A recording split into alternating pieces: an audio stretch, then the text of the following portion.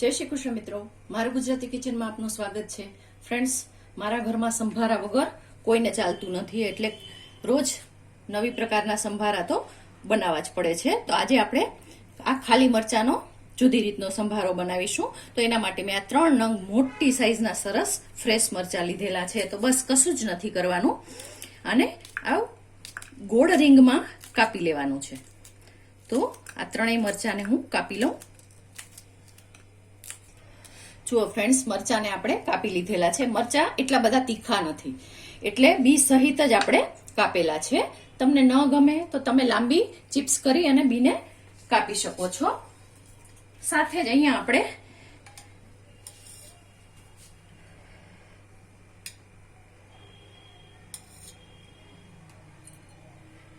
એક table spoon તેલ ગરમ કરવા માટે મૂકીશું. ઓઇલ ગરમ થઈ ગયું છે, તો 1/4 ટીસ્પૂન જેટલી આપણે રાઈ એડ કરીશું. સાથે જ અહીંયા આપ જોઈ શકો છો 1/4 ટીસ્પૂન જેટલા ધાણા મેં લીધેલા હતા, અધકચરા ક્રશ કરેલા છે. સાથે જ આ વરિયાળી છે, એને પણ મેં અધકચરી ક્રશ કરી લીધેલી છે. અને હવે આ મરચા છે એને સીધા જ આપણે એડ કરી દઈશું. ફ્રેન્ડ્સ, ખૂબ જ સરસ થાય છે, અને ઘરના દરેક વ્યક્તિ રોજ તમારી પાસેથી માંગીને ખાશે. એટલું સરસ રીતે આ સંભારો તૈયાર થાય છે. તો એક વખત ચોક્કસ ટ્રાય કરજો. જુઓ, હવે આપણે સ્વાદ મુજબ નમક એડ કરી દઈશું.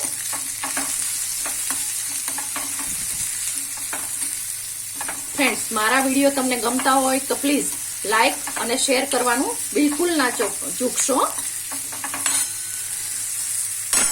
મરચાને આપણે એટલા બધા નથી પકાવવાના, બસ આવી રીતના થોડી એવી ડિઝાઇન આવે, આપ જોઈ શકો છો.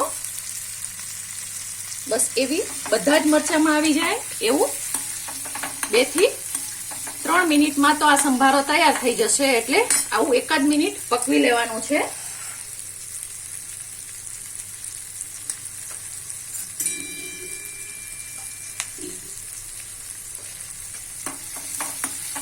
જુઓ ફ્રેન્ડ્સ, ખૂબ સરસ રીતે મરચામાં સરસ ડિઝાઇન આવી ગઈ છે. આપ જોઈ શકો છો દરેક મરચામાં. મરચા કડક છે છતાં પણ સરસ રીતે આ ડિઝાઇન પડી ગઈ છે. સુગંધ ખૂબ સરસ આવે છે, કારણ કે આપણે ધાણા અને વરિયાળી નાખેલી છે. હવે આ સ્ટેજ ઉપર આપણે બિલકુલ 1 પિંચ જેટલી હિંગ નાખીશું અને એક વખત મિક્સ કરી લઈશું.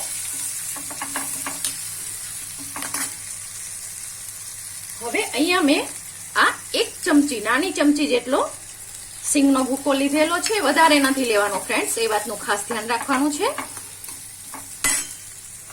ચણાના લોટથી તો બનાવતા જ હોય છે બધા, પરંતુ આ એક વખત ટ્રાય કરજો, ખૂબ સરસ લાગે છે. 1/4 ટીસ્પૂન જેટલો ચાટ મસાલો લેવાનો છે.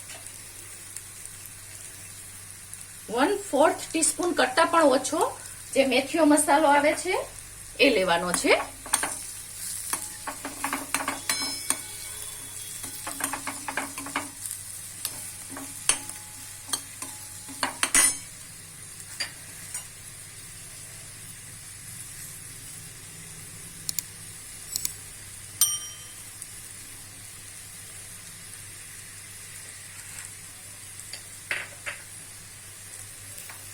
ફ્રેન્ડ્સ, તમને ગમે તો તમે વઘારમાં તલ પણ એડ કરી શકો છો.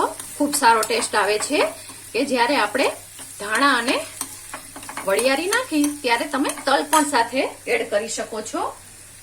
હવે આ શેકેલી મેથીનો પાવડર મેં બનાવેલો છે. જે કાચી મેથી આવે છે એને શેકી લીધેલી હતી, અને એનો પાવડર છે એ 1/4 ટીસ્પૂન આપણે એડ કરીશું અને હલાવી લઈશું. સાથે જ હવે આપણે ચપટી જેટલી હળદર પણ એડ કરી દઈશું.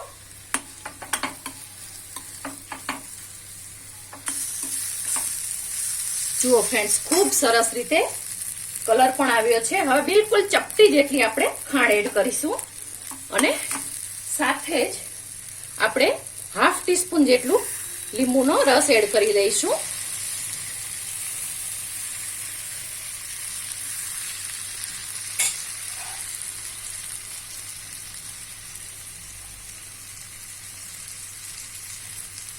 અને આને હલાવી લઈશું.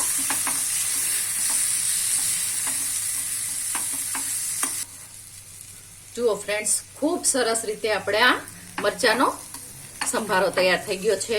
ખરેખર ફ્રેન્ડ્સ, શાક નહીં હોય અને ખાલી દહીં અને આ સંભારો સાથે રોટલી હોય કે ભાખરી હોય અથવા તો થેપલા હશે તો ખૂબ સરસ ટેસ્ટ આવે છે.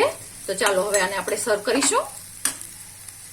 તો ફ્રેન્ડ્સ, તૈયાર છે ચટપટો એવો સરસ મજાનો મરચાનો સંભારો, જે ખાતા પણ નહીં ધરાય એટલો સરસ ટેસ્ટી એવો સંભારો. ફ્રેન્ડ્સ, તમને મારી આ રેસીપી પસંદ પડી હોય તો મારી ચેનલને લાઈક, શેર અને સબસ્ક્રાઇબ ચોક્કસથી કરજો. આભાર મિત્રો. જય શ્રી કૃષ્ણ.